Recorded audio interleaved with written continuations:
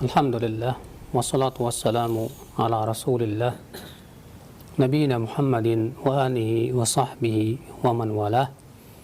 Wa asyhadu an la ilaha illallah wahdahu la syarikalah wa asyhadu anna Muhammadan abduhu wa rasuluh. Qala Allah ta'ala fi kitabihil karim, ya ayyuhalladzina amanu taqullaha haqqa tuqatih wa la tamutunna illa wa antum muslimun, amma ba'd. Ayol ikhwah, kita melanjutkan kajian kita. Sekarang kita masuk hadis yang ke-176. Wa Nabi Hurairah radhiyallahu anhu qala, sami'tu Rasulullah sallallahu alaihi wasallam yaqul, inna ummati yud'auna yawmal qiyamah ghurran muhajjalina min atharil wudu'. فَمَنِ اسْتَطَاعَ مِنْكُمْ أَنْ يُطِيلَ غُرَّتَهُ فَلْيَفْعَلْ. رواه البخاري ومسلم. Rasulullah SAW bersabda,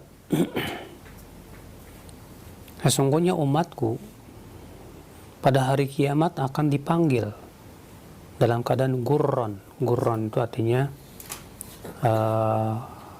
cahaya yang ada di ubun-ubun. Muhajjalin itu artinya ya al-hajalah, yaitu cahaya yang ada di kaki dan tangan. Min atharil wudu, dari bekas air wudu.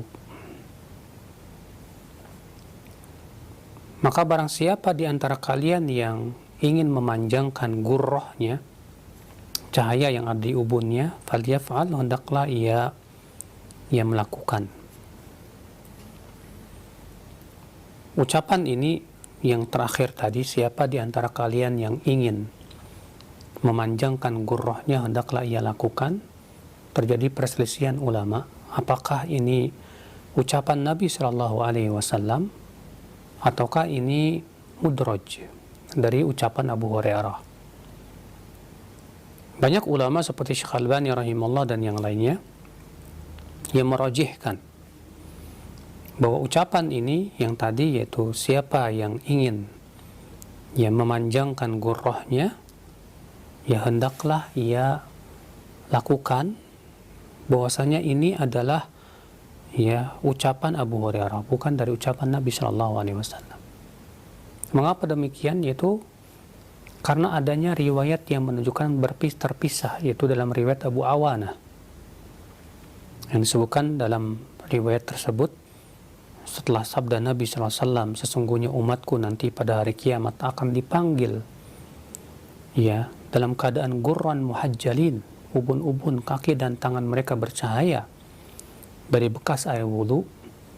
Lalu di situ dikatakan qala Abu Hurairah berkata, faman istata'a minkum, siapa di antara kalian yang ingin memanjangkan gurrohnya, hendaklah ia lakukan.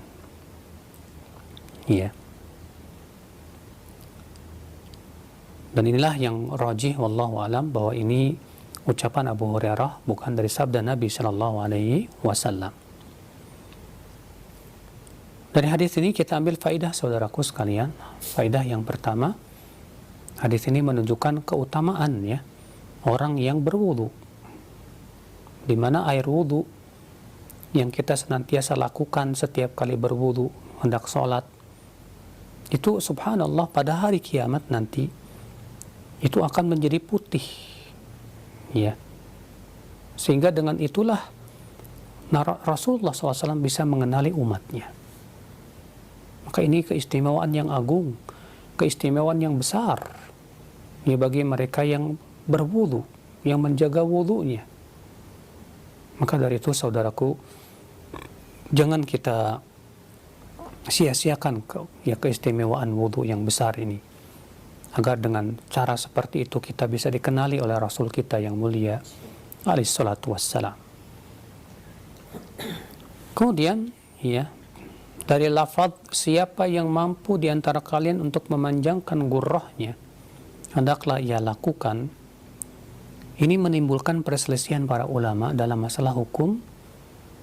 Kalau kita berwudu, apakah disunnahkan ya kita mencuci melebihi batasannya. Contoh misalnya, kalau kita mencuci tangan, kan ayat menyuruh kita mencuci tangan sampai siku-siku.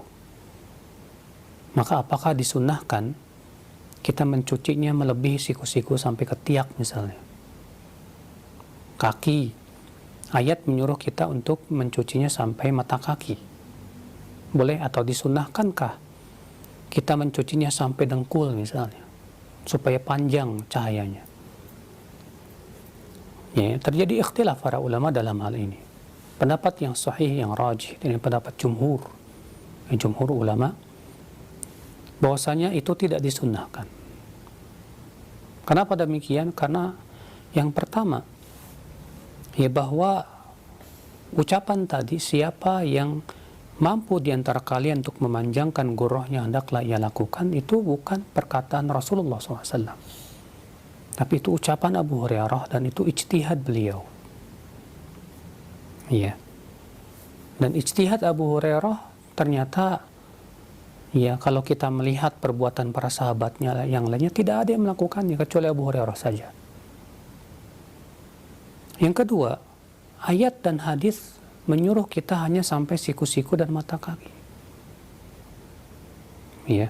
Ayat hanya mengatakan faghsilu wujuhakum wa aydiyakum ilal marafiqi. Maka cucilah wajah-wajah kalian dan tangan-tangan kalian sampai ke siku-siku. Ya, demikian pula kaki sampai wa arjulakum ilal ka'bain. Cucilah kaki-kaki kalian sampai mata kaki. Allah memberikan batasan hanya sampai siku-siku dan mata kaki. Demikian pula para sahabat yang meriwayatkan hadis tentang wudu Nabi. Contoh misalnya hadis Utsman, ya dari Humran Maula Utsman.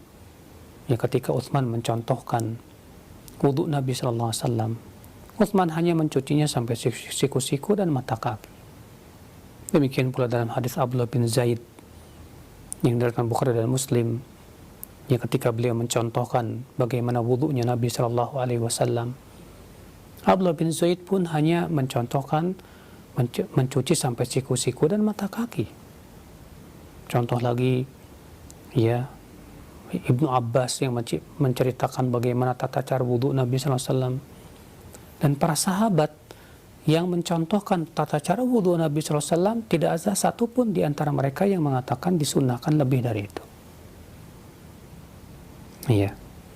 Yang ketiga, dalam ucapan tadi, faman istata'a minkum an yuthila ghurratah. Siapa yang di antara kalian mampu untuk memanjangkan gurroh. Yang namanya gurroh itu ubun-ubun, dan ubun-ubun tidak bisa dipanjangkan. Ubun-ubun terbatas hanya pada ubun-ubun. Bagaimana ubun-ubun hendak dipanjangkan? Ya tidak bisa. Ya. Maka dari itulah, ikhwatal Islam, saudaraku seiman, ya hadis ini menunjukkan ya bahwasannya pendapat yang paling kuat adalah pendapat jumhur ulama, yaitu bahwa tidak disunnahkan mencuci melebihi siku-siku dan mata kaki. Iya. Kemudian kita melanjutkan perkataan Al-Hafidz Al-Mundhiri, waqad qila inna qawlahu man istata'a ila akhirih innama huwa mudrajun min kalami Abi Hurairah mauqufun alaih. Ada yang mengatakan bahwa ucapan man istata'a minkum an yutila ghurratahu itu adalah mudraj dari ucapan Abu Hurairah.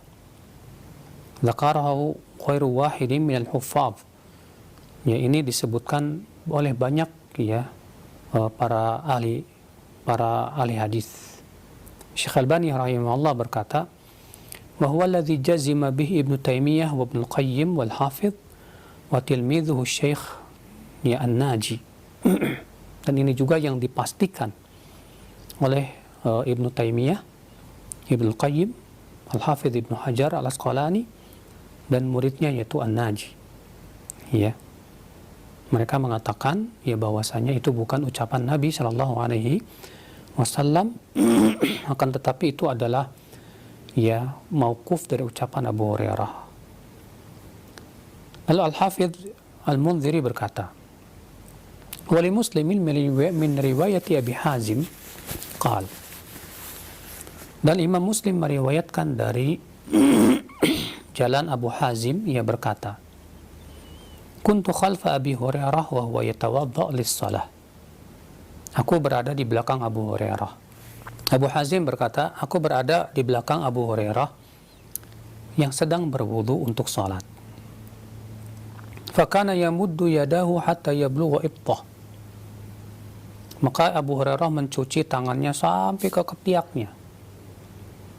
Faqultu lahu, lalu aku berkata kepada Abu Hurairah, ya Aba Hurairah, ma hadzal wudu?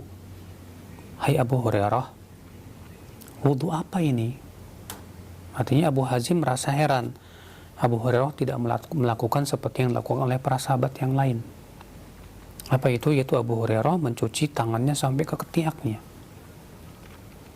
Faqal, lalu berkatalah Abu Hurairah, ya Bani Farrukh, antum hahuna?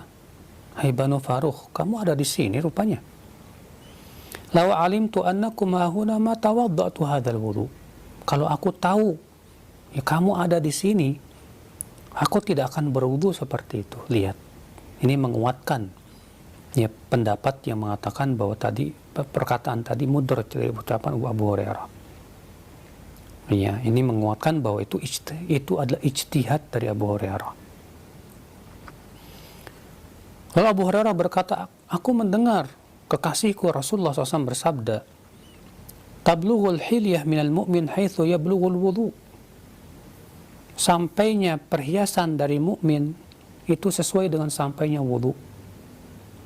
Dikeluarkan Ibnu Khuzaimah dalam sahihnya yang sama dengan ini. Akan tetapi ia berkata, aku mendengar Rasulullah SAW bersabda, innal hilyata tablughu mawadhi'al wudu. Sesungguhnya perhiasan itu mencapai tempat-tempat wudu. Ya. Ikhwatul Islam, azani Allah wa iyyakum. Berkata Al-Qadhi Iyad rahimahullah, arada Abu Hurairah huna. Abu Hurairah menginginkan di sini al-muwali, ya al-mawali, wa kana khitabu li Abi Hazim. Abu Hurairah kan mengatakan ya dalam hadis tersebut, Banu Farrukh, kamu ada di sini rupanya. Kalau aku tahu kamu ada di sini, aku tidak akan berwudu seperti itu. Maksud Abu Hurairah, kata Al-Qadhi Iyad, itu maksudnya maula mereka. Ya.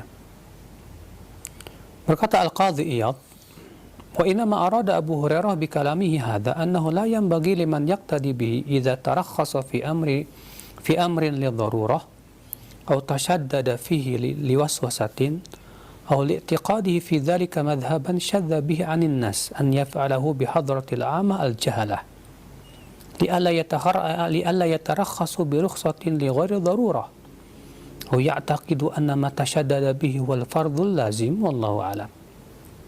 Kata Al-Qadhi Iyad memberikan faidah dari perbuatan Abu Hurairah tadi. Maksud Abu Hurairah dengan ucapannya tadi bahwa tidak layak ya bagi orang yang dijadikan panutan apabila memberikan rukhsah dalam suatu perkara yang darurat atau memberikan tasyaddud itu bersikap ekstrim ya karena adanya was-was, atau meyakini dalam hal itu suatu madhab yang syadz, yang berbeda dengan manusia, ya agar ia jangan lakukan itu di hadapan orang awam, jangan, dikhawatirkan akan muncul fitnah nanti, ya. Supaya apa? Supaya kemudian perbuatan orang yang dijadikan panutan ini tidak dijadikan hujah, tidak dijadikan apa? Hujah dan alasan oleh orang-orang. Ini ya maksud daripada perkataan Abu Hurairah sebagaimana yang ditafsirkan oleh Al-Qadhi Iyad. Ikhwatul Islam, azani Allah wa iyyakum. Baik, kita masuk ke hadis yang ke-177. Wa anhu anna Rasulullah sallallahu alaihi wasallam atal maqbarah. Dan darinya juga yaitu Abu Hurairah bahwasanya Rasulullah SAW mendatangi perkuburan. Faqal, lalu Rasulullah SAW bersabda, Assalamualaikum dara qaumin mu'minin, wa inna insyaallah bikum an qaribin lahiqun, waditu anna qad ra'ayna ikhwanana. Nabi SAW mengucapkan doa ini ketika mendatangi perkuburan. Assalamualaikum dara qaumin mu'minin. Assalam atas kalian, ya negeri kaum mukminin. Wa inna insyaallah bikum an qaribin lahiqun. Dan sesungguhnya kami insyaallah akan menyusul kalian dalam waktu yang dekat. Setelah itu Nabi SAW berkata, aku ingin sekali bisa melihat teman-temanku, ya, teman-teman kami. Mendengar itu, apa yang kata para sahabat? Qalu, awalasna ikhwanaka ya Rasulullah. Bukankah kami ikhwanmu, teman-teman wahai Rasulullah? Bukankah kami ini saudara-saudaramu juga ya Rasulullah? Apa kata Rasulullah? Antum ashabi. Kalian para sahabatku. Wa ikhwanuna alladhina lam ya'tu ba'd. Ikhwan kita, saudara-saudara kita itu yang akan datang nanti. Ya. Qalu, mereka berkata, kaifa ta'rifu man lam ya'ti ba'du min ummatika ya Rasulullah? Bagaimana engkau mengenali orang yang akan datang nanti wahai Rasulullah dari umatmu itu? Sementara kan ya Rasulullah tidak pernah bertemu dengan kita. Maka Rasulullah SAW bersabda, Ara'aita law anna rajulan lahu khairun ghurrun muhajjalah baina dhuhrai khairin tuhmin buhmin. Bagaimana pendapatmu kalau ada seorang laki-laki memiliki seekor kuda yang ubun-ubunnya putih dan kaki-kakinya juga putih, ya, artinya badannya hitam tapi ubun-ubun dan kakinya putih. Di tengah-tengah kuda-kuda yang semuanya hitam, ya. Buhmun itu artinya asud, hitam, ya. Maksudnya kalau misalnya seseorang punya kuda nih satu-satu, warnanya beda sendiri dari kuda yang lain, kira-kira dia mengenal nggak? Kalau para sahabat berkata, bala ya Rasulullah, tentu wahai Rasulullah, dia akan mengenalnya. Maka Rasulullah bersabda, fa innahum ya'tuna ghurran muhajjalina minal wudu wa ana faratuhum alal haud. Sesungguhnya kelak mereka akan datang dalam keadaan ubun-ubun mereka, kaki dan tangan mereka bercahaya karena bekas air wudu. Dan aku mendahului mereka ke telaga Haud. Riwayat Muslim dan yang lainnya. Subhanallah ya akhal Islam, ya. Di sini Nabi SAW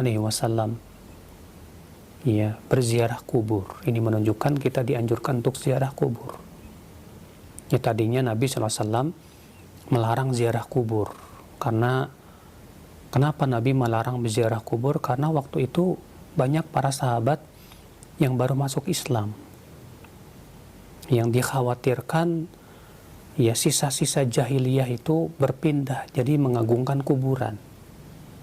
Karena orang kalau baru masuk Islam tadinya kan mengagungkan selain Allah, karena kurang paham, misalnya kurang kokoh akidahnya, ya. Kalau misalnya Nabi SAW menyuruh untuk ziarah kubur, dikhawatirkan nanti malah mengagungkan kuburan. Namun ketika para sahabat telah kokoh akidah-akidah mereka dan sudah faham, maka Rasulullah pun kemudian menyuruh ya mereka untuk ziarah kubur. Nabi bersabda, kuntu nahaitukum an ziyaratil kubur. Dahulu aku melarang kalian untuk berziarah kubur. Ya. Adapun sekarang kata Rasulullah SAW, fazuruha, berziarah kuburlah. Fa innaha tudzakirukumul akhirah. Karena ziarah kubur itu mengingatkan kehidupan akhirat. Ya, subhanallah. Ya, ketika yang Rasulullah khawatirkan telah hilang, yaitu ilatnya hilang, itu takut kuburan diagungkan selain Allah, maka Rasulullah melarang, Rasulullah mengizinkan para sahabat untuk berziarah kubur. Lalu Nabi SAW menyebutkan tujuan ziarah kubur itu apa? Yaitu untuk mengingat kehidupan akhirat. Yang kedua dalam hadis ini untuk mendoakan. Adapun yang dilakukan oleh sebagian orang, tujuan ziarah kubur untuk ngalap berkah. La ilaha illallah. Kita katakan ini perbuatan yang tidak pernah dilakukan para sahabat, tidak pula para tabi'in.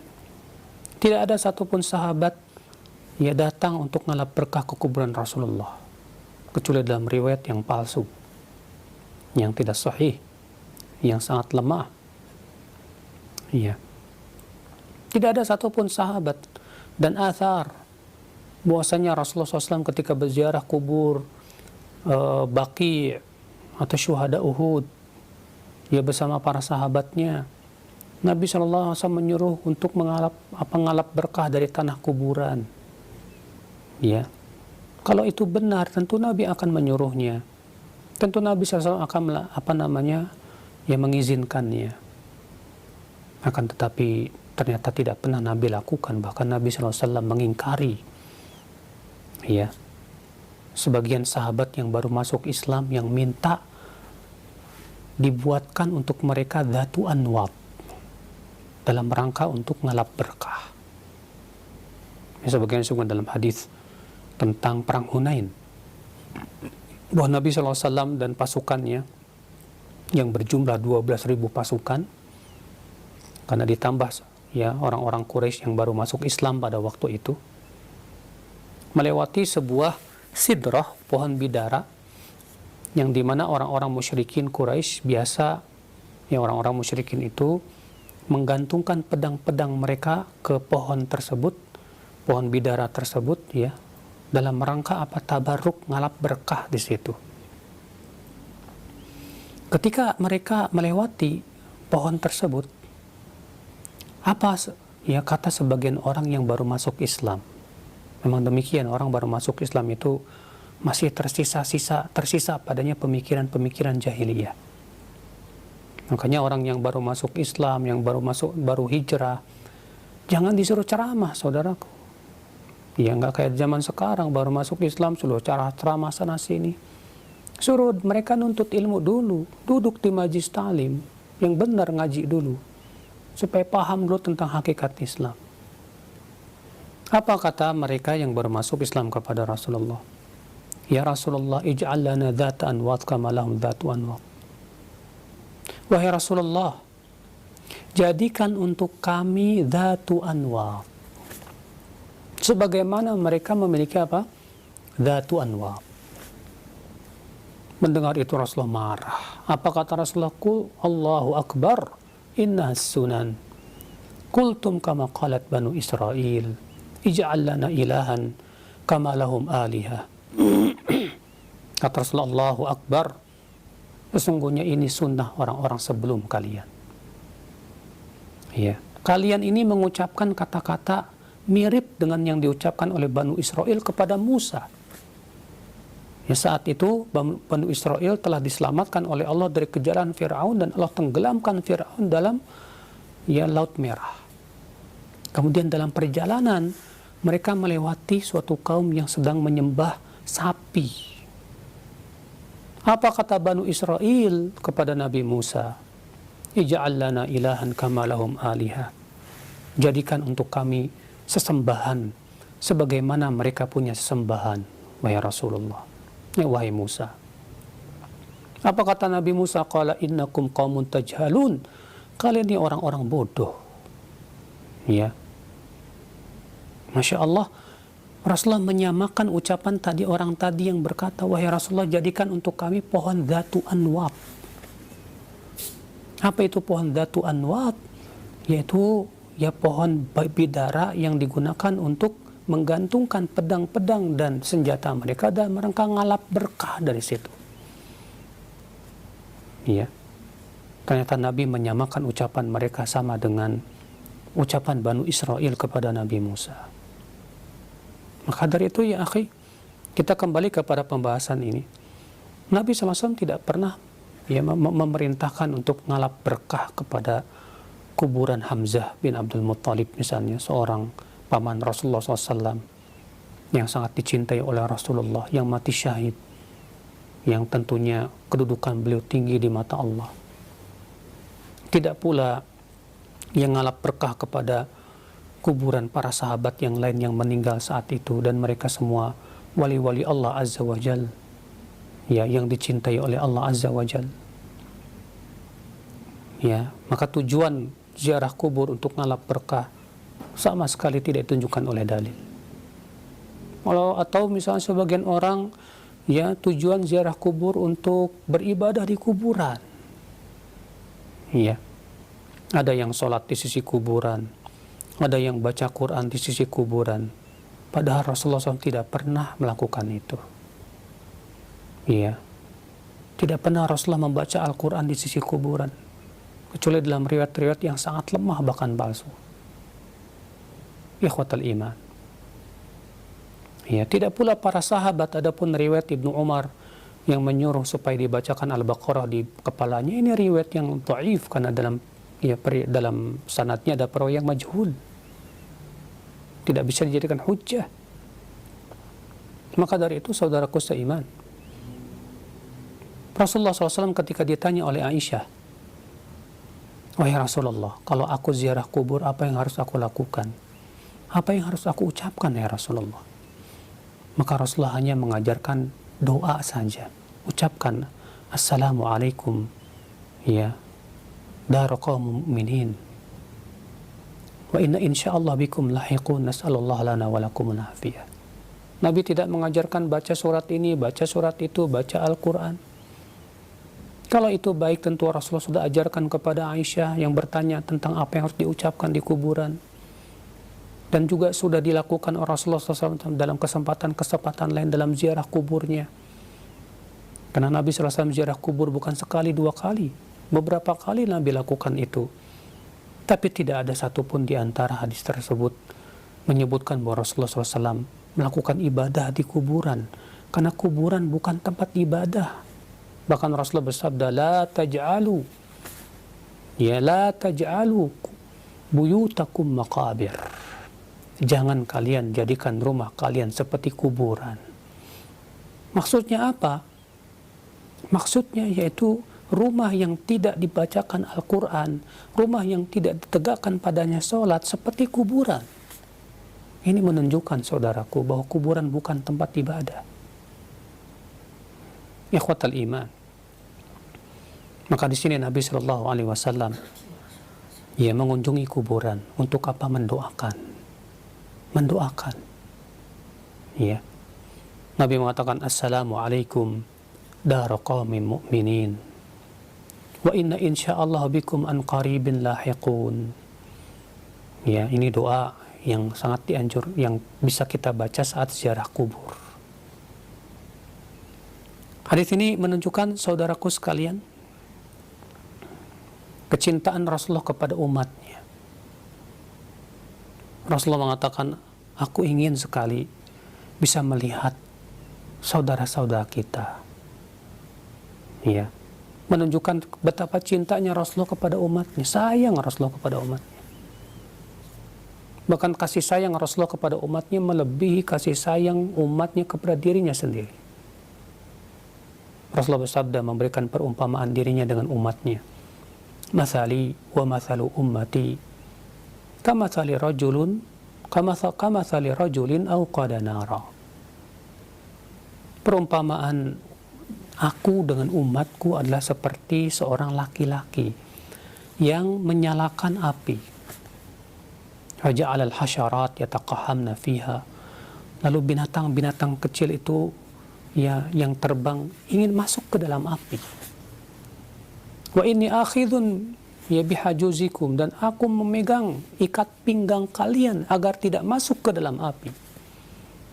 Walakinnakum taqahamuna fiha, akan tetapi kalian nekat pengen masuk api. Rasulullah berusaha, saking sayangnya Rasulullah SAW menjelaskan semua kebaikan Semua kebaikan yang bisa memasukkan ke surga Rasulullah sudah jelaskan. Semua keburukan yang bisa memasukkan ke neraka Rasulullah sudah peringatkan. Kenapa? Karena Rasulullah sangat sayang kepada umatnya, ya akhi. Ya. Maka dari itu, saudaraku sekalian, ya bersyukurlah kita mempunyai Rasul yang sangat sayang kepada umatnya tersebut. Kemudian faedah selanjutnya, saudaraku, bahwa ya istilah sahabat itu adalah istilah yang Rasulullah berikan langsung. Ya makanya ketika Rasulullah bersabda, "Waditu anna qad ra'ayna ikhwanana," aku ingin sekali bisa melihat saudara-saudara kita. Para sahabat berkata, "Awalasna ikhwanaka ya Rasulullah?" Bukankah kami ini adalah ikhwanmu ya Rasulullah, saudara-saudaramu? Ya teman-temanmu. Apa kata Rasulullah? Antum ashabi. Kalian sahabat-sahabatku. Ya berarti ya istilah sahabat ini Nabi langsung yang memberikan. Ya, maka para ulama memberikan definisi sahabat. Siapa itu sahabat? Ya sahabat adalah ya man laqiya Rasulullah sallallahu alaihi wasallam mu'minan wa mata 'alal Islam. Setiap orang yang bertemu dengan Rasulullah SAW dalam keadaan dia mukmin dan ia pun wafat di atas Islam. Nah, ini dia sahabat. Dan ya, syarat sahabat apalagi syaratnya adalah tidak melebihi tahun 110 Hijriah. Kalau ada yang mengaku sahabat di tahun 120 misalnya, tidak diterima. Kenapa? Berdasarkan hadis bahwa Nabi memberitahu bahwa ya suatu malam ya sebelum Rasulullah meninggal dunia, Nabi memberitahu ma min nafsin manfusatin al-yaum, tidak ada satupun jiwa yang masih hidup di hari ini kecuali akan meninggal setelah lewat 100 tahun. Maka Nabi SAW memberikan batasan bahwa sahabat itu berarti hanya sampai 110 tahun saja. Ya, lebih dari itu 115 misalnya, maka ini tidak disebut sahabat. Kalau ada yang mengklaim bahwa dirinya sahabat, tidak diterima lagi. Ya. Nah ini saudaraku, jadi sahabat itu yang bertemu dengan Rasulullah. Maka ini bantahan ya terhadap orang-orang sufi yang mengklaim katanya mereka bisa bertemu dengan Rasulullah SAW secara sadar. Oh, berarti kalau mereka bisa bertemu dengan Rasul jadi sahabat dong. Siapa ulama yang mengatakan demikian? Ini semua adalah saudaraku permainan syaitan. Ya. Kita yang hidup di zaman sekarang tidak mungkin lagi bisa melihat Rasulullah SAW secara jaga. Nah, sebagian orang ada yang berusaha ya mencari-cari dalil yang menunjukkan bahwa masih mungkin kita bertemu dengan Rasulullah di zaman ini ya dalam keadaan jaga, tidak tidur, bukan dalam mimpi, belum membawakan riwayat-riwayat yang palsu ya seperti riwayat Utsman bin Affan yang katanya ketika meninggal dunia melihat Rasulullah SAW di balik jendela, padahal itu tidak ada riwayat yang sahih tentang masalah itu. Yang ada adalah bahwa Utsman bermimpi ya bertemu dengan Rasulullah SAW sebelum beliau meninggal dunia. Demikian pula sebagian riwayat sahabat yang diterjemahkan secara ngasal yang ternyata tidak mendukung pendapat mereka, bukan di sini tempatnya tentunya ya. Yang jelas di akhir Rasulullah sudah meninggal dunia dan tidak akan pernah lagi kembali ke bumi ini ya. Saudaraku sekalian, kemudian faidah selanjutnya ya akhi yang bisa kita petik dari hadis ini juga menunjukkan keutamaan wudu, bahwasanya Nabi mengenal umatnya nanti adalah dengan bekas air wudu. Berarti orang yang nggak pernah sholat, nggak pernah wudu, nggak dikenali oleh Nabi Shallallahu Alaihi Wasallam. Maka jadilah kita orang yang semangat ya akhi menjaga wudu kita. Karena wudu itu keutaannya agung. Ia menggugurkan dosa. Ia juga sifat seorang mukmin. Bahkan Dalam hadis ini disebutkan bahwasanya Nabi Sallallahu Alaihi Wasallam akan mengenali umatnya yaitu dengan bekas air wudhu. Ya. Hadis ini juga kita ambil faedah selanjutnya, ya akhi, isbatul haud, itu akan adanya telaga haud. Rasul bersabda, aku akan mendahului mereka di telaga haud. Aku akan tunggu mereka. Jadi Rasul akan menunggu umatnya di telaga haud itu. Yang disebutkan dalam hadis bahwa haudnya Nabi Shallallahu Alaihi Wasallam itu, ya, luasnya itu panjang dan lebarnya sama. Itu sebulan perjalanan. Yang airnya, kata Rasulullah SAW, lebih putih dari susu dan lebih manis dari madu. Airnya berasal dari telaga Kautsar. Yang Rasulullah sebutkan, yang Allah berfirman, Inna a'tainakal Kautsar. Sesungguhnya kami telah memberi engkau Al-Kautsar. Apa itu Al-Kautsar? Yaitu sebuah, ya, mata air yang ada di surga yang paling tinggi, Jannatul Firdaus. Yang dari, ya, Al-Kautsar lah mengalir semua sungai surga. Dan ternyata haud yang ada di padang mahsyar airnya berasal dari Kautsar itu. Yang Rasulullah SAW sebutkan, ia lebih putih dari madu, susu, lebih manis dari madu. Man syaribah, siapa yang meminum dari telaganya, ya lam yadhma abadan, tidak akan pernah haus selama-lamanya. Subhanallah. Aniyatu akan keadadin nujum, kata Rasulullah. Ya, gelas-gelasnya itu sebanyak sejumlah bintang yang ada di langit. Maka ya akhi, hadis ini menunjukkan, ya, seakan memberikan isyarat bahwa orang yang menjaga wudhu dengan sungguh-sungguh, ia insya Allah termasuk orang yang bisa minum di telaga haud. Ya, semoga kita termasuk orang-orang yang bisa meminum, ya, air di telaga haudnya Rasulullah Sallallahu Alaihi Wasallam. Amin ya Rabbal Alamin. Baik, saya kira cukup sampai di sini. Nah, alhamdulillah, syukran jazakallahu khair kepada Al-Ustaz yang sudah membacakan dan menjelaskan dua hadis dari kitab Sahih Targhib wa Tarhib, hadis nomor yang ke-176 dan 177. Mudah-mudahan ini menjadi ilmu yang bermanfaat untuk kita semua dan kita bisa mengamalkannya dalam kehidupan kita. Baik, untuk selanjutnya kita masuk di sesi tanya jawab. Yang pertama ada pertanyaan. Assalamualaikum warahmatullahi wabarakatuh. Ya Ustaz, mohon jelaskan termasuk mana sajakah rukun wudu, dan bagaimana jika rukun salah satunya tidak dilakukan secara sempurna, apakah berpengaruh kepada keabsahan sholat, dan apakah doa setelah wudu disunahkan untuk mengangkat tangan? rukun wudu itu adalah yang disebutkan dalam ayat surat Al-Maidah ayat 6.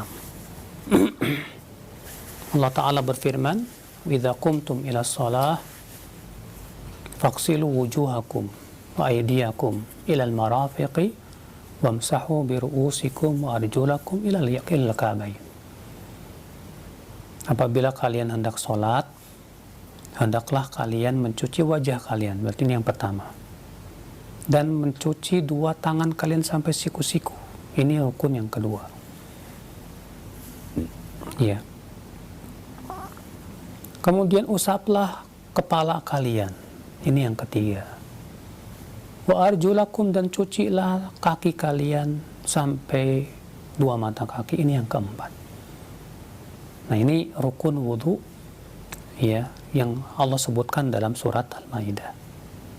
Selebihnya terjadi ikhtilaf para ulama apakah itu hukumnya wajib atau tidak.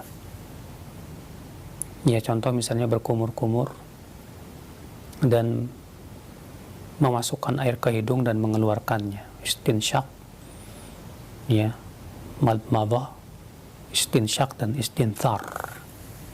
Apakah itu wajib atau tidak? Ya, sebagian ulama mengatakan tidak.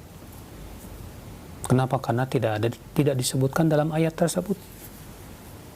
Sebagian ulama mengatakan wajib.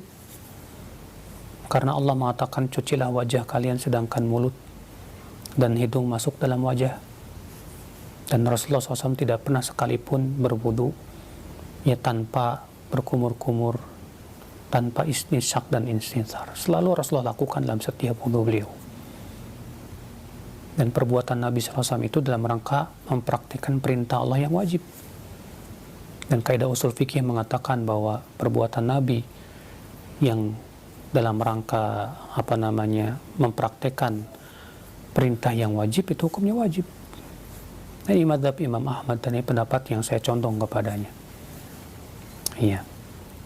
Adapun doa setelah wudu yang Rasul ajarkan yaitu asyhadu an la ilaha illallah wahdahu la syarikalah wa asyhadu anna Muhammadan abduhu wa rasuluhu Allahumma ja'alni minat tawwabin wa ja'alni minal mutatahhirin. Apakah disyariatkan mengangkat tangan? Tidak. Karena Nabi tidak pernah mengajarkan, tidak pula para sahabat menukilnya. Padahal banyak sekali sahabat yang menceritakan tentang wudunya Nabi SAW. Ya, dan Nabi pun juga pastinya berwudu seringkali di hadapan para sahabat. Dan ternyata tidak ada satupun sahabat bahwasanya dia menyebutkan bahwa Nabi SAW ya mengangkat tangan saat itu. Maka kita tidak disyariatkan mengangkat tangan saat itu. Wallahu a'lam. Nah. Ya, alhamdulillah, terima kasih banyak sekurang jazakallahu khair atas jawabannya. Demikian. Dan selanjutnya yang kedua kami ajukan ada dua pertanyaan senada, diantaranya dari hamba Allah di Itana Wolio dan penanya yang lainnya. Ya Ustaz, apakah kita berziarah kubur untuk berdoa ampunan bagi penghuni kubur yang kita kenal saja atau anggota keluarga kita atau semua penghuni kubur tersebut? Dan apakah kita mendoakan mereka itu dengan mengangkat tangan atau tidak? Kembali pertanyaan tersebut. Gimana? Apakah kita berziarah kubur hanya untuk berdoa kepada penghuni kubur yang kita kenal saja tujuannya, atau kita berdoa untuk semua penghuni kubur? Dan apakah berdoanya disunahkan juga mengangkat tangan atau tidak? Haram hukumnya berdoa kepada penghuni kubur, bahkan ini termasuk syirik besar. Yang benar adalah mendoakan mereka. Adapun berdoa kepada penghuni kubur, artinya meminta kepada penghuni kubur, ini syirkun akbar. Yang benar adalah mendoakan mereka. Mendoakan kepada yang kita kenal saja atau untuk seluruhnya, yang lebih baik seluruhnya. Makanya Rasulullah SAW disuruh untuk memohonkan ampunan untuk kaum muslimin dan muslimat secara umum. Maka kita doakan dulu saudara kita yang kita sedang ziarahi. Ya. Lalu kemudian kita doakan yang lainnya juga semuanya. Makanya kalau kita lihat hadis tadi, Nabi SAW mengucapkan doa secara umum, Assalamualaikum. Ya. Ya ahlad diyar. Assalamualaikum dara qawmi mu'minin. Lihat, keselamatan atas kalian semuanya. Nabi tidak mengkhususkan. Ya. Oleh karena itu Allah berfirman kepada Rasulnya, wastaghfir li dzambik walil mu'minina wal mu'minat. Ya, mohonkan ampunan untuk dosamu dan untuk kaum mukminin dan mukminat yang lainnya. Jadi kita doakan ya ketika kita ziarah kubur, misalnya menziarahi kuburan ibu kita doakan untuk ibu kita, kemudian juga kita doakan untuk seluruh yang ada di penghuni kubur, di kuburan di situ. Ya, untuk kaum mukminin, kaum muslimin. Demikian. Nah. Baik, terima kasih banyak atas jawabannya. Demikian. Dan selanjutnya kembali kami ajukan di layanan WhatsApp, ada pertanyaan dari Ummu Faruk di Kalimantan. Ya Ustaz, saya mendengarkan ceramah kebanyakan membahas masalah wudhu itu dibahas untuk ikhwan. Yang ingin saya tanyakan, bagaimana dengan membasuh kepala untuk akhwat yang rambutnya panjang? Apakah membasuhnya juga sampai ke ujung rambut? Yang Nabi contohkan adalah beliau hanya mengusapnya sampai tengkuknya saja, sampai ke belakang leher.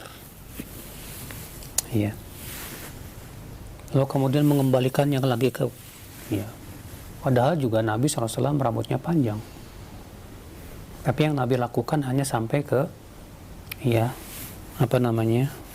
ke tengkuk saja. Makanya kalau wanita yang rambutnya panjang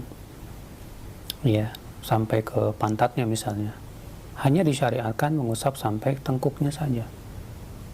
Kenapa demikian? Karena pertama itu perbuatan Nabi. Yang kedua karena ayat menyuruh kita untuk mengusap kepala, bukan mengusap rambut. Sementara kepala itu batasannya hanya sampai ke sini.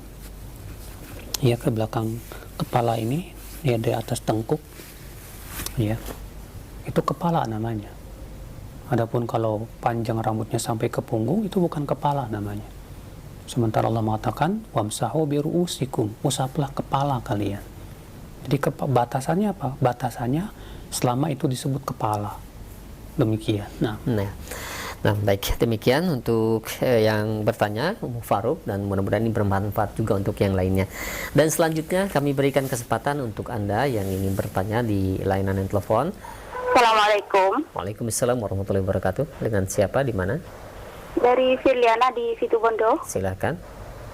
Assalamualaikum Pak Ustadz. Assalamualaikum warahmatullahi Barakallahu fiik. Iya, silakan.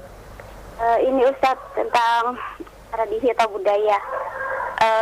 Anak kan ngasih pendapat kepada saudara anak, sepupu anak gitu Ustadz. Kemudian kata adik anak gitu, jangan disamakan negara Indonesia dengan negara Arab. Jadi tidak sama begitu Ustaz. Pembahasannya, pertanyaannya sesuai dengan pembahasan Ibu. Iya. Ya, silakan langsung pertanyaannya. Iya, gini, jangan disamakan di sini dengan negara Arab kan bilang seperti itu. Kan di sini kan suka mengadakan ritual begitu. Terus kamu jangan jangan mengambil logika sendiri karena pendapat kamu itu tidak sama dengan pendapat Allah. Kemudian anak bilang seperti ini Ustaz. Ini bagaimana ini Ustaz? Apakah jawaban anak ini benar apa tidak Ustaz? Mohon penjelasan. Kurang jazakallahu khairan. Assalamualaikum warahmatullahi wabarakatuh. Assalamualaikum warahmatullahi wabarakatuh. Ucapan dia ada benarnya dan ada salahnya. Tidak bisa kita benarkan secara mutlak dan tidak bisa kita tolak secara mutlak. Tidak sama antara negara kita dengan negara Saudi. Betul dari sisi betul secara adat istiadat seperti masalah pakaian, selera makan, tidak sama memang betul. Maka dari itu adat istiadat kapan boleh kita pegang, kapan adat istiadat itu boleh kita jalankan, yaitu syaratnya kalau tidak bertabrakan dengan syariat. Kalau tidak bertabrakan dengan apa? Syariat. Adapun kalau adat istiadat itu tidak bertabrakan dengan syariat, boleh. Dan dalam kaidah usul fikih ada sebuah kaidah yang berjudul al-adatu muhakkamah. Adat istiadat boleh dijadikan hukum. Namun tentunya kaidah ini tidak bisa dipakai secara mutlak, tapi harus diberikan batasan. Kapan kaidah adat istiadat ini bisa dijadikan hukum sebagai patokan? Sekali lagi, yaitu kalau tidak bertabrakan dengan syariat. Adapun kalau itu bertabrakan dengan syariat, contoh adat istiadat yang berbau kesyirikan, ritual-ritual yang jelas mengandung kesyirikan, maka syariat kita melarang perbuatan syirik. Atau ritual-ritual yang berbau bid'ah, di mana itu jadikan sebagai alat untuk mendekatkan diri kepada Allah Subhanahu wa Ta'ala, maka syariat kita melarang berbuat bid'ah dalam agama. Atau ritual-ritual itu berbentuk khurafat, maka syariat kita melarang kita melakukan khurafat. Jadi ucapan orang tadi dari sisi ada benarnya, tapi juga ada salahnya. Maka salah kalau kita menyalahkan secara mutlak juga salah. Membenarkan secara mutlak pun juga salah. Tapi kita berikan perincian seperti apa. Karena syariat Allah lebih kita dahulukan dari Ya, semua adat istiadat. Bukankah nenek moyang kita adalah makhluk Allah yang diciptakan oleh Allah? Iya. Nenek moyang kita itu makhluk Allah dan bukan Tuhan kita. Tuhan kita Allah Azza wa Jal. Sementara nenek moyang kita adalah ya bapak-bapak kita yang sudah terdahulu telah mendahului kita. Mereka, kewajiban mereka adalah ya mengikuti syariat Allah. Ya. Mengikuti syariat Allah Azza wa Jal. Mengikuti aturan Allah Azza wa Jal. Maka kita, ya nenek moyang kita telah pergi kepada Allah, dia telah kembali kepada Allah. Dan mereka telah mendapatkan balasan yang setimpal sesuai dengan perbuatan mereka dari Allah Azza wa Jal. Adapun kita, ya sebagai penerusnya dari nenek moyang, adalah tidak menjadikan nenek moyang sebagai tandingan Allah dan Rasulnya. Ya, Allah yang menciptakan kita semuanya, itu yang menjadi ya pegangan hidup kita. Karena semua kita akan kembali kepada Allah, bukan kembali kepada nenek moyang. Kita akan dibangkitkan oleh Allah pada hari kiamat, bukan dibangkitkan oleh nenek moyang. Kita akan dihisap oleh Allah, bukan dihisap oleh nenek moyang. Bahkan nenek moyang kita akan dihisap oleh Allah. Ya, semua kita akan diadili oleh Allah pada sebuah hari pengadilan yang semua orang akan mendapatkan balasan masing-masing. Demikian. Nah, demikian untuk Ibu Sirliana di situ Bondo. Dan selanjutnya kami beralih kembali, kami ajukan pertanyaan di layanan WhatsApp. Banyak sekali pertanyaan yang masuk. Ada pertanyaan dari Rizal yang berada di Singkawang, Kalimantan Barat. Ya Ustaz, apakah boleh seorang wanita pergi ikut ke kuburan untuk mengantarkan jenazah, dan apakah ziarah selama satu bulan sekali itu dikatakan sering, dan apakah mutlak lelaki yang malamnya habis berjima itu tidak boleh masuk ke liang lahat untuk memasukkan jenazah? 3 pertanyaan. Pertanyaan yang pertama tentang apa tadi? Wanita yang ikut mengantarkan jenazah. Ikhtilaf para ulama. Ya, apakah wanita boleh mengikuti jenazah? Antara 2 pendapat. Pendapat yang pertama mengatakan haram. Pendapat yang kedua mengatakan makruh. Dan ini pendapat yang rajih. Berdasarkan hadis Ummu Atiyah, nuhina an ittiba'il janaiz, ya, falam yu'zam alaina. Kami para wanita dilarang mengikuti jenazah. Namun larangannya tidak dikuatkan, artinya itu makruh hukumnya. Iya. Namun tentunya makruh bukan untuk dilakukan. Makruh adalah untuk ditinggalkan. Dan ikhtilaf para ulama apakah wanita boleh berziarah kubur atau tidak. Menjadi 2 pendapat. Sebagian mengatakan bahwasannya ya wanita tidak boleh ziarah kubur sama sekali. Nggak boleh. Alasannya hadis la'anallahu zairatil kubur. Semoga Allah melaknat wanita-wanita yang berziarah kubur. Juga dikarenakan wanita hatinya lemah, dikhawatirkan ya akan kembali bersedih hati lagi, dan kemudian ya diperbaharui lagi kesedihannya. Akhirnya akan menjerumuskan kepada meratap. Iya. Sementara sebagian ulama mengatakan berziarah kubur bagi wanita boleh, tapi dengan syarat tidak boleh sering-sering. Ya, mereka mengatakan bahwa riwayat yang sahih, yang mahfudz adalah dengan lafaz la'anallahu zawaratil kubur. Semoga Allah melaknat wanita yang banyak berziarah kubur. Adapun lafaz yang menyebutkan semoga Allah melaknat wanita yang berziarah kubur adalah lafaz yang syadz. Ya. Dan lafaz yang sahih adalah dengan zawarat.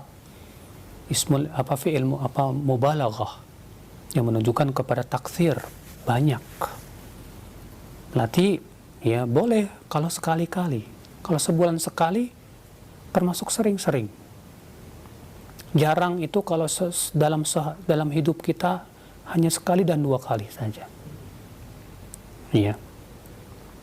Adapun kemudian kita seperti yang dilakukan oleh sebagian wanita, mereka berziarah kubur setiap seminggu sekali di hari Jumat, atau ziarah kubur sebulan sekali dengan di waktu yang telah ditentukan. Ini masuk dalam larangan Nabi Shallallahu Alaihi Wasallam. Nabi bersabda, la tattakhidhu qabri ida. Jangan kamu jadikan kuburanku sebagai id. Nabi melarang kuburan beliau dijadikan sebagai id. Apa itu id? Dari kata audah, yang kembali.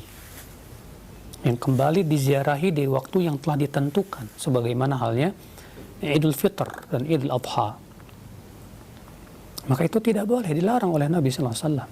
Kalau kuburan Nabi saja kuburan yang paling mulia, ya, dilarang oleh Nabi untuk kita menjadikannya sebagai id, apalagi kuburan-kuburan selain Nabi Sallallahu Alaihi Wasallam. Demikian. Nah. Dan yang ketiga tadi yang apa? Laki-laki yang malamnya berjima, apakah mutlak? Iya, mutlak. Ya, tidak. Karena Nabi ya melarang demikian. Nah. Iya, baik, alhamdulillah, syukuran jazakallahu khair, mudah-mudahan menjadi pencerahan bagi kita semua. Dan selanjutnya kami ajukan kembali ada pertanyaan dari hamba Allah yang berada di Bondowoso. Ya Ustaz, dalam menyelai kaki-kaki atau membasuh kaki pada saat berwudu itu dianjurkan menggunakan tangan kiri. Apakah dalilnya sahih Ustaz? Mohon penjelasannya. Iya, ada dalam riwayat Abu Daud. Ketika Nabi SAW mencuci kakinya, beliau menyela-nyelanya dengan kelingking yang kirinya. Ya, namun kalau misalnya dengan kelingking sulit, maka yang mudah kita lakukan silahkan. Iya. Demikian, wallahu a'lam. Nah, baik, terima kasih banyak atas jawabannya. Demikian, dan selanjutnya ada pertanyaan dari Abu Sofia yang berada di Sidoarjo. Ya Ustaz, di beberapa kesempatan saya pernah membaca apabila kita bersuci, ya, kita itu salah satunya dicampur dengan menggunakan misik. Apakah hal tersebut sunnah atau bukan Ustaz? Mohon penjelasannya. Cuci apa? Di sini ketika toharoh, bersuci atau berwudu mungkin di sini. Apa maksudnya? Kalau maksudnya yaitu bersuci dari haid, ya, bersuci dari haid ketika membersihkan kemaluan saat bersuci dari selesai haid, naam, disunnahkan untuk menggunakan misik, ya, menghilangkan bau yang ada pada kemaluan wanita dari bekas air darah haid tersebut. Maka itu yang ditunjukkan oleh riwayat-riwayat yang sahih. Demikian. Nah, ya baik, terima kasih banyak. Syukran jazakallahu khair. Selanjutnya ada pertanyaan dari Tri di Jogja. Ya Ustaz, apakah ada keutamaannya jika kita sudah berwudu itu air wudu kita tidak dilap oleh anduk, ataukah boleh kita mengelapnya dengan anduk? Yang jelas, ya, tidak ada satupun riwayat yang sahih bahwa Nabi Shallallahu Alaihi Wasallam tidak mengelapnya atau mengelapnya. Namun Syekh Albani rahimahullah menyebutkan ada sebuah riwayat yang beliau hasankan bahwa Nabi Shallallahu Alaihi Wasallam memiliki khirqah, secari kain yang beliau gunakan biasanya untuk menyeka bekas air wudunya setelah selesai wudu. Jika memang riwayat itu hasan, maka itu menunjukkan boleh, ya, untuk menyeka bekas air wudu setelah kita berwudu. Wallahu a'lam. Nah, iya baik, terima kasih atas jawabannya, jazakallahu khair. Demikian ya untuk pertanyaan di layanan WhatsApp. Selanjutnya kembali kami berikan kesempatan untuk Anda yang ingin bertanya di layanan telepon, silakan. Assalamualaikum Ustaz. Waalaikumsalam warahmatullahi wabarakatuh. Dengan siapa, di mana? Dengan Abu Alif di Bawah Ustaz. Silakan. Nah, begini Ustaz, apakah ada sunnahnya setelah sholat itu tanpa berdoa dan berzikir kemudian kita mengucapkan Alhamdulillah, atau ada juga yang mengucapkan Al-Fatihah kemudian langsung berdoa Ustaz dengan tanpa didahului oleh doa dan zikir yang lainnya seperti yang disunahkan itu? Nah, baik. Setelah selesai sholat, Pak? Iya, selesai sholat. Iya, cukup Pak ya? Iya. Iya, terima kasih banyak. Kalau kita ketahui bahwa doa dan zikir itu adalah ibadah, apalagi ibadah-ibadah yang sifatnya muqayyadah, terikat dengan waktu dan tempat, seperti doa setelah sholat dan yang lainnya, atau zikir setelah sholat. Dan ibadah itu harus menunggu dalil. Ada dalil, kita laksanakan. Kalau tidak ada, tidak boleh kita laksanakan. Maka kewajiban kita dalam masalah doa dan zikir, yaitu mengikuti Rasulullah SAW. Itu doa-doa dan zikir yang sifatnya muqayyad, seperti zikir setelah sholat. Kita tidak pernah mendapatkan satupun riwayat bahwa Rasulullah SAW setelah selesai sholat membaca Al-Fatihah. Ya. Tidak ada satupun riwayat yang sahih bahwa Nabi SAW setelah selesai sholat membaca Al-Fatihah. Dan tidak ada satupun riwayat yang sahih bahwa Nabi SAW setelah selesai sholat langsung berdoa. Yang ada adalah riwayat yang menyebutkan Rasulullah setelah selesai sholat mengucapkan, ya, astagfirullah, astagfirullah, astagfirullah. Allahumma antas salam wa minkas salam, tabarakta ya dzal jalali wal ikram. Setelah itu beliau mengajarkan zikir-zikir, ya, seperti la ilaha illallah wahdahu la syarikalah, lahul mulku wa lahul hamdu wa huwa ala kulli syai'in qadir, la haula wa la quwata illa billah wa la na'budu illa iyyah, ya, sampai akhirnya. Kemudian juga subhanallah 33 kali, alhamdulillah 33 kali, Allahu akbar 34 kali. Boleh juga Allahu akbar 33 kali ditutup dengan la ilaha illallah wahdahu la syarikalah, lahul mulku wa lahul hamdu wa ala kulli syai'in qadir. Boleh juga subhanallah 10, alhamdulillah 10, Allahu akbar 10. Boleh juga subhanallah 25, alhamdulillah 25, Allahu akbar 25, la ilaha illallah 25. Sebagaimana dalam riwayat Ibnu Khuzaimah. Ya. Lalu membaca ayat kursi.